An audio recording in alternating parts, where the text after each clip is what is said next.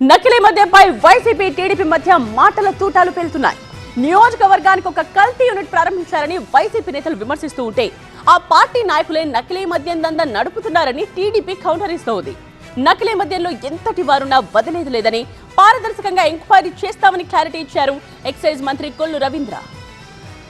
ప్రైవేట్గా షాపులు పెడితే లంచాలు వస్తుందా?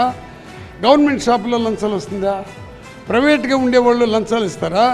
గవర్నమెంట్తో ఉండేవాళ్ళు లంచాలు ఇస్తారా? ఏంటి ఇది? ఎందుకు దీనిపైన ఇంత ఆతృతమో? అందుకే సిబిఐ ఎంక్వైరీ చేయండి అన్నిటిపైన. దీంట్లో ఎంతటి వాళ్ళు ఉన్నా సరే, బాధ్యతలు ఉన్నా సరే సీరియస్గా ఉండడం. దానికోసమే ఇవాళ అందులో మా పార్టీకి సంబంధించిన నాయకుడు ఉన్నాడో కూడా ఇమీడియట్గా తీసుకుని సస్పెండ్ చేయడం జరిగింది.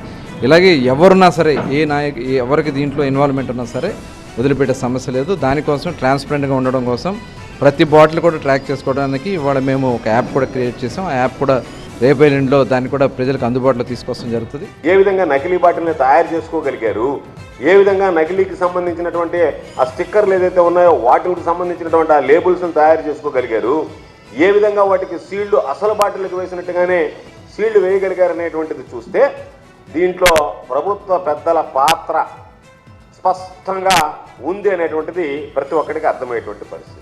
గత పాలకులు చేసినటువంటి పాపాలే ఈరోజు శాపాల కింద ఉన్నాయి.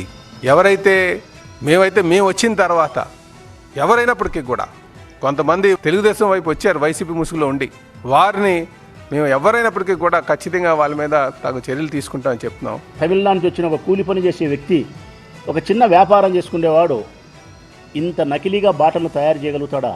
ఈ కూలిని వెనకల, ఈ వ్యాపారస్తుని వెనకల ప్రభుత్వంలోని పెద్దలు, అధికారంలో ఉండే పెద్దలు ఉంటేనే సంబంధించిన అధికారులు చెక్ పోస్ట్ కాడ గేట్లు ఎత్తుతారు. ఈరోజు ప్రభుత్వం దాడులు చేయమంది, మా పోలీసులు, మా ప్రభుత్వంలో మా యంత్రాంగానికి మేము ఆదేశాలు ఇచ్చాం. కల్తీ మద్యం ఎక్కడున్నా నిరోధించాలి, కల్తీ మద్యం మీద దాడులు చేయండి, ఎక్కడున్నా కూడా అంతవేయండి, ఎంతటి వారినైనా సరే ఉపేక్షించమని చెప్పి నిరూపించినటువంటి నాయకుడు చంద్రబాబు నాయుడు గారు.